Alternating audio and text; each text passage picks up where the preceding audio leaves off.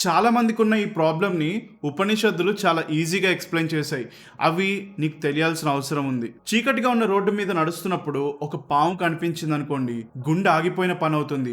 Body freeze అయిపోతుంది. కానీ light వేసి చూస్తే అది కేవలం ఒక తాడు. అది పాము అనుకున్నంత సేపు మనసులో పుట్టిన భయం నిజమే. కానీ అక్కడ పాము లేదు. దీన్నే మాయ అంటారు. అంటే టెంపరరీ విషయాన్ని పర్మనెంట్ అనుకోవడం, లేని దాన్ని ఉన్నట్టు ఊహించుకోవడం. రోజు గడిచే మీ డే గురించి ఆలోచించండి. పొద్దున్నే లేచి ఫోన్ చూస్తారు. ఒకరికి హైక్ వచ్చిందంటారు, ఇంకొకరు ఇల్లు కొన్నారు, మరొకరేమో కార్ తీసుకున్నారు. అంతవరకు ప్రశాంతంగా ఉన్న మీ మూడ్ సడన్ గా పాడైపోతుంది కదా. అక్కడ మాయ పనిచేస్తుంది. ఎందుకంటే మిమ్మల్ని మీరు దేనితో పోల్చుకుంటున్నారు?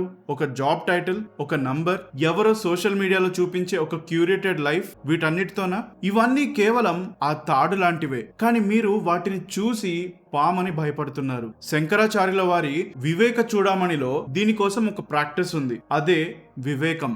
ఎప్పుడైనా కంపారిజన్ వచ్చినప్పుడు మన గ్రంథాలు చెప్పినట్టు 2 క్వశ్చన్స్ అడగండి. 1, ఇది పర్మనెంటా, టెంపరరీయా? 2, నా ఐడెంటిటీ నా ఆత్మ అయినప్పుడు ఇది నా ఆత్మనా లేక ఒక లేబులా?